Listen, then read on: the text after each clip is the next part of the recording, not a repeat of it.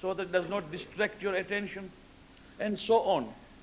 Then come marriage customs and funeral customs and death customs, after death customs, all those which, as long as they don't go against Sharia, Islam has absorbed them. And that is the reason why you find multicultural things absorbed by Islam, as long as it does not go against Sharia. The moment it goes against Sharia, there is a ruling there that this is not jaiz, this should not be permitted, and that ruling will always subsist. The question which we have forgotten is that every culture has one point, has a pivot, a central point around which that culture revolves. What is that pivotal point? This is what we are going to discuss today. The point around which we have to rotate, whatever our ethnic origin may be, whether we are Indian or Pakistanis or Arab or whatever, Iranians or Indonesians or Malaysians. What is that point? The point around which the whole culture moves and rotates is La ilaha illallah, wahdaniyya of Allah subhanahu wa ta'ala. That is the point. And we haven't understood this. Tonight I want to discuss the implications of having said there is no God but Allah subhanahu. What is the implication? What are the corollaries? The moment I say there isn't any God but Allah, what follow as direct result? First thing, when I say there is no God but Allah, and I say that I believe in Tawheed and Wahdaniyah, the first thing I have agreed to is that Al-Amru wal-Nahyu lillahi ta'ala. That means all the authority rests in Him. When He enjoins, I'll do. When He forbids, I will refrain. This is the meaning of it. First, that all Amr, all the authority rests in Him. When a Muslim is a Muslim and he says La ilaha illallah and enters the fold of Islam, immediately the first thing is this, that Al-Amru wal-Nahyu min Allah ta'ala. All the commands will come from Him. Second, At-Tawakkul wal-I'timad ala Allah ta'ala. That means I have entrusted all my affairs to Him. When a person says, I have entrusted everything unto Him, that means that person has declared to the world all over that I am not going to be submissive to any other authority, nor have I any fear. I have entrusted my affairs to Allah subhanahu wa ta'ala. 3.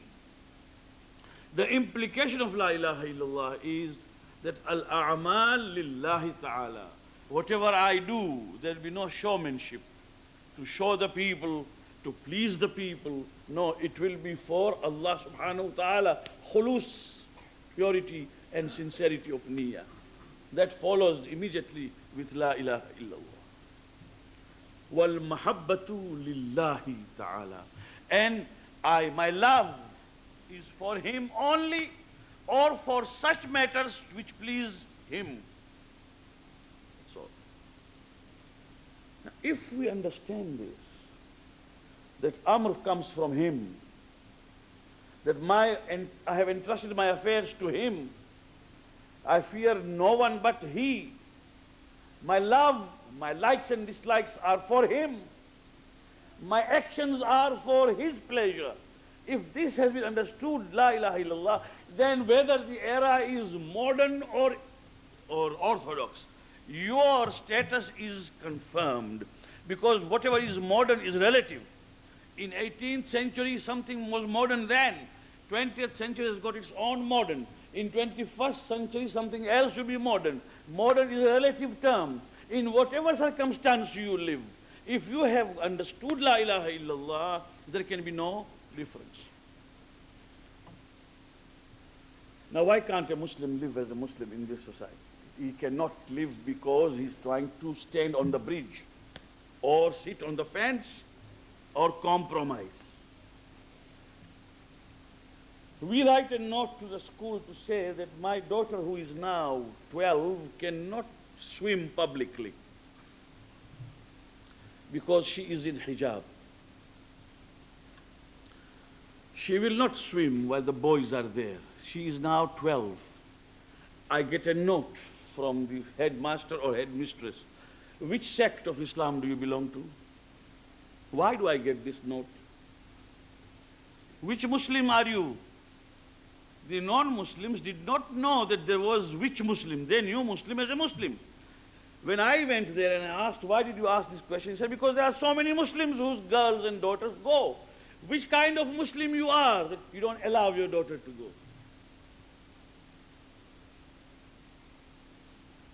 We write a letter to the headmistress to say that our children who are Muslims will not have any meat which is not halal, which is not dhabiha. Kindly make arrangement for dhabiha. And the arrangement is possible. Immediately a letter comes that why only for your children so many Muslims are consuming whatever we give. Because we did not unite, because we wanted to compromise, because we wanted to give in, wherever there was some sort of thrust, we wanted to surrender. That is the reason that because of disunity in Ummah, we cannot adapt ourselves. But if there was a unity, then the society would adapt because everything is possible. We made it impossible by our ways.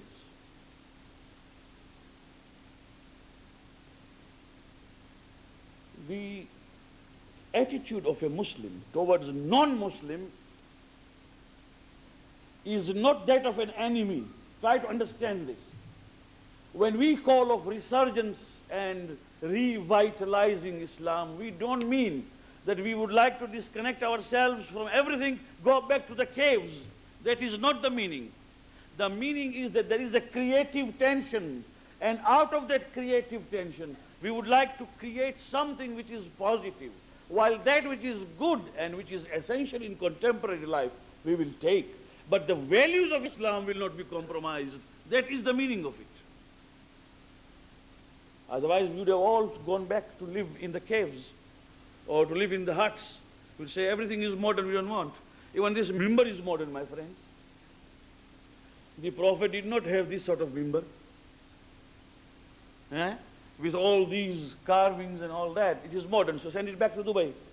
No, it's not that. Whatever is acceptable is acceptable. Whatever is not acceptable is where we try to compromise the principles. Now let us see. In a letter which Imam Ali sallallahu alayhi wrote to Maliki Ashtar, that letter is a historical document in Nahjul Balagha.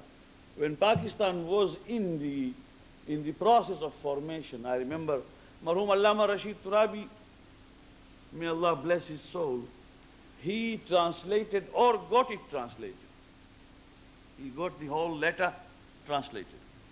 And he sent it to Qaid-e-Azam Muhammad Ali Jinnah to say that you read this because you are now forming a new country, new government. He read it. And then he got it printed by the government press of Pakistan in those days so that that letter could be sent around to all the ministers to read. Whenever they assume position of power, they should understand what Ali ibn Abi Talib wrote years ago to Maliki Ashtar as his governor to Egypt. He was sending him to Egypt to govern as a governor. In the opening sentences, Imam Ali alayhi salam says, Malik, I am sending you to the people. Remember this. I am sending you to the people. وَإِنَّهُمَا صِنْفَانِ They are of two types. إِمَّا أَخٌ لَكَ فِي الدِّينِ أَوْ نَظِيرٌ لَكَ فِي الْخَلْقِ Either that man to whom you are going, people, either they are your brothers in faith, or they are your kind in creation. That means they are human beings. إِمَّا أَخٌ لَكَ فِي الدِّينِ They are Muslims. أو نظير لك في الخلق, or they are like you, they belong to human species, they are human beings. فلا تكونن سبعا ضاريا تغتنم أكلهم.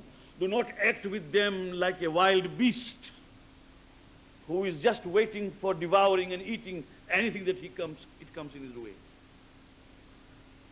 وأشعر قلبك الرحمة للرعية, and teach your conscience how to be kind to the people. وَالْمَحَبَّةَ لَهُمْ وَاللُّطْفُ بِهِمْ, love for them and generosity towards them. All of them, all. So I'm living in a society where the question of resurgence, the question of revival of Islam, if it makes me an enemy of the people I live with, then I'm not going to transmit or even relay whatever I have in my religion and faith. But if I live like a man who becomes an example that here is a Muslim. Years ago, Maulana Zawar Hussain Marhum used to come to East Africa. He said one thing from the mimbar which I can't forget. He said, once in Punjab, in the British times, a Sikh was apprehended for having set a house on fire. Sikh. Now the magistrate or the judge, whoever he was an Englishman. And a Sikh with his turban stood up and said, he was accused of having lit a cigarette and set the whole house on fire. That Sikh stood up and he said, "My Lord, it is not possible because we Sikhs don't smoke. It is forbidden in our religion." And the judge immediately upheld it and he said, yes, because the Sikhs don't smoke, therefore we cannot entertain this sort of accusation. He was released. And then he said, and I remember those words, he said, if a tin from England, I mean, I'm talking of those days, when England was England, the sun never set on it. You see, if a tin from England came and it was marked that this is 1.2 gram, nobody doubted. Did anyone take the whole bottle or the contents and weigh it? If it is 1.2 gram, it is 1.2 gram. But if a Muslim, say meat vendor, tells me this is 3 kilo of meat, I come home and I weigh it, and it's always 2.5.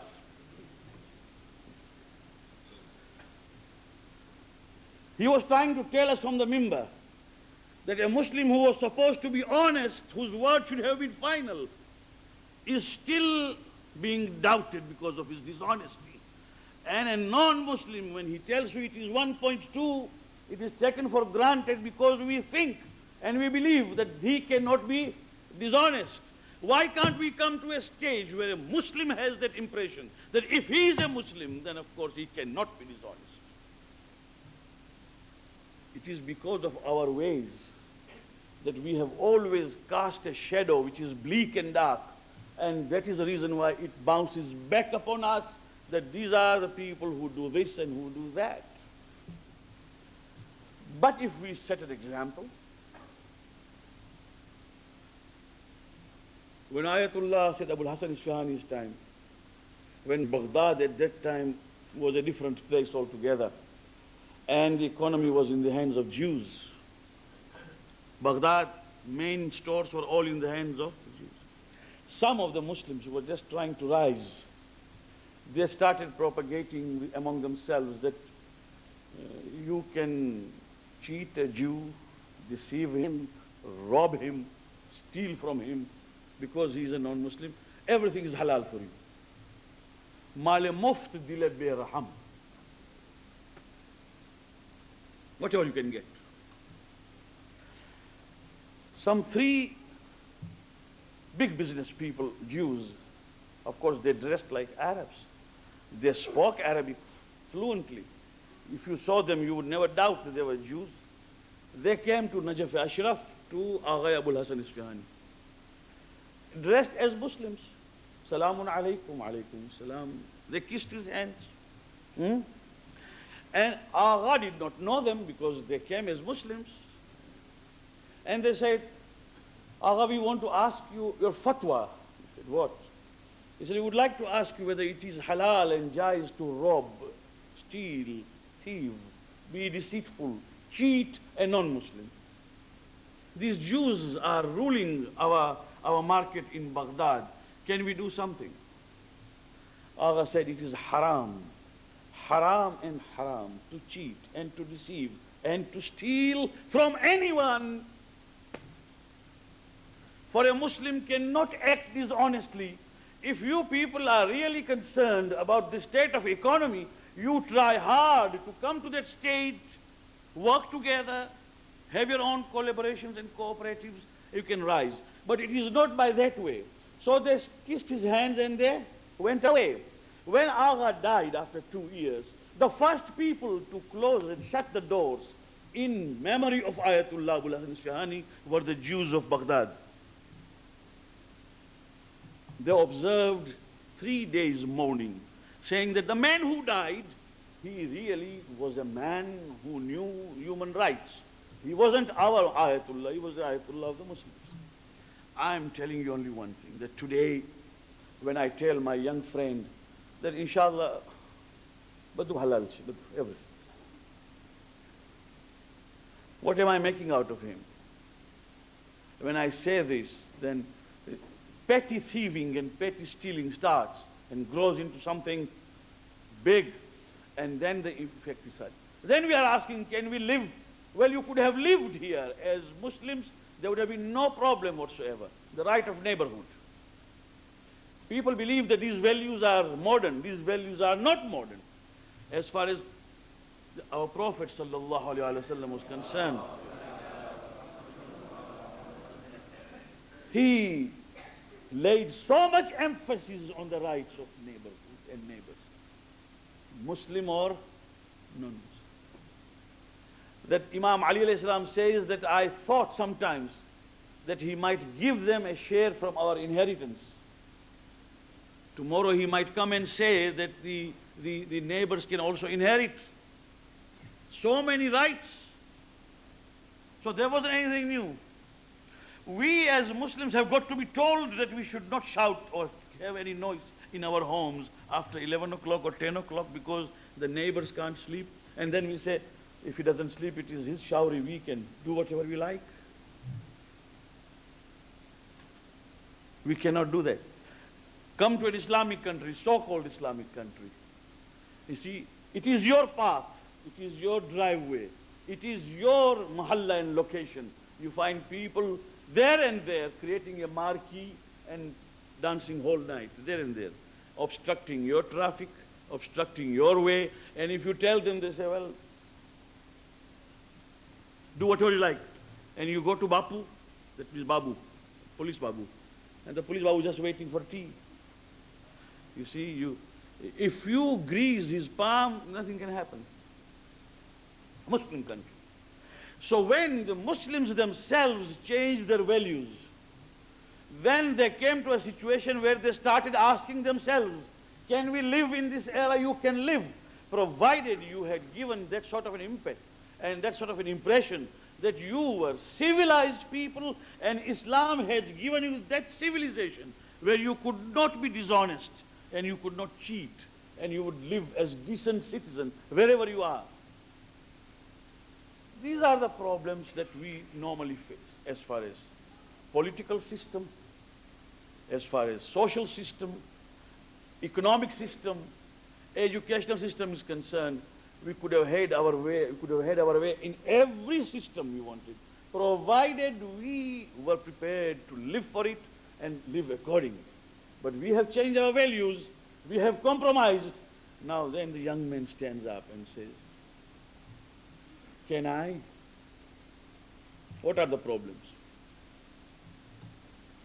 The first and the foremost problem that I can foresee is the gradual decline in the moral values of our youths, men and women. And when the moral values will be discarded, we will be only skeletal Muslims with no soul in it. I can see that. I can foresee.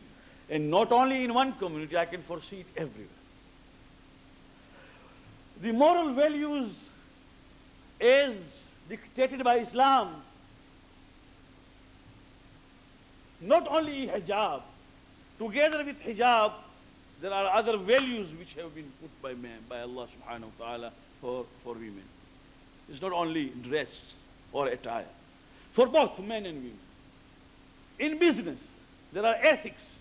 Imam Jaffer salawatullah wasalam alayhi said, anyone who wants to open a shop or start a business, he should first go for masail fiqh, understand the fiqh, and then open the business. Otherwise, he might fall into haram without even knowing it.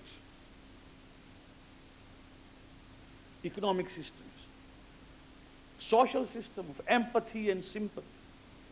Islam has got its own values. I did not see you tonight. I saw you every night. I haven't seen you tonight. Islam requires of me to inquire after your health and say, brother, I did not see you last night. I did not see you in Namaz al-Jum'ah. I did not see you in Maghrib Thursday. Inshallah, you are all right. Is there any problem? That is the beginning of empathy. In Islam, to pray for each other, when we say iltimas dua, please pray for me, I am in a problem. That is an empathy, and that is how you care for each other. This is Islamic society. And when he says, please pray for me that I am in a problem, to actually name him in your dua and pray for him. This is how it is. He's a sick man, you pray for his health and recovery. He is dead, you pray for his maghfirah. The continuation of prayers for the others is a social system which is so important that we think that it's just a rasam. Bukhi sahab will just stand up and say, ek bhai bimar che, Fatiha paro. Ek bhai bimar che, amman yujibu paro. But we don't understand that it is a system in which sympathy and empathy for each other is of absolute importance. In one of the battles, as the battle was over, a soldier felt very thirsty. This is either in Uhud or in Khaybar, with the Prophet. He felt very thirsty and he was looking for a mashk or any container of water which would contain water, and he found one. As he was trying to drink, he heard someone who was dying asking for a drop of water. And he thought that this man who is going is dead, dying, nearly dead. If I give him a drop or two, he might either live or at least he will at least quench his parched throat. And he gave him a drop or two. For that he just came. The other one next to him also was dying, and he said water. So this man says, give to him, give to my brother first. Give to my brother first. So the man went to his brother. The third man from there in the corner was also crying for water. The second man said, please give to that man first, because he is also thirsty. And by the time he reached there, that man died. He came back, the second man was dead. And when he came to the first was dead. In English it is said, your need is greater than mine. Thy need is greater than mine. To be able to understand that thy need is greater than mine is the social system of Islam that keeps us together. Now, if you look into socio-economic, politico-socio system, politico-economic system, you'll find that Islam has got its own guideline. If we are prepared to live accordingly, then there isn't anything in any contemporary age where we cannot apply our religion and practice it. May Allah grant us tawfiq. Wassalamu alaikum wa rahmatullah.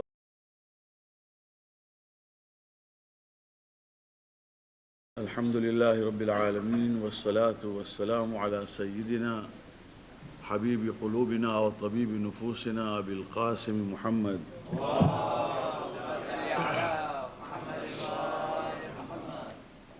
وعلى أهل بيته الطيبين الطاهرين المعصومين.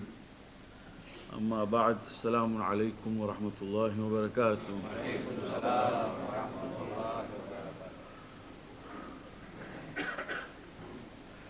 After having discussed certain aspects of modern living, at the same time reconciling it with our madhab and our religion and our faith, We will now today discuss the same subject from a different angle so that we understand practically as to how we ourselves have failed to live in the contemporary era with the madhab and religion and our faith fully guarded. Many of us believe that that which goes by the name of modernization is the product of Western civilization because they are better educated and because they are technically and technologically more equipped. What remains to be understood historically is that Islam transmitted knowledge to the West. When the Europeans were deeply immersed in ignorance and there was nothing here, the territories which were then ruled by Islam were all enlightened people. As I said when we were discussing the life of Imam Hassan Askari alayhi salam, by that time Spain had already been conquered. At the time of 11th and 12th Imam, the government, Muslim government in Spain had already been established. And the body of Muslim thinkers from various sciences, medical, psychological, astronomy, chemistry, optics, all these things had specialists from Spain. It was called the Arab Spain. Even great philosophers of Islam came from that country after they had accepted Islam, and Islam promoted it. It's a very important statement that I have made. Islam promoted it. Because there could be only two situations, my friend. Either religion promotes science or religion tries to oppose and suppress science. There cannot be a third one. At the time of Mamun Rashid, that is our 8th Imam, Darul Hikmah, the name was Darul Hikmah. Darul Hikmah was established in Baghdad, which was also known as Darus Salam. The first name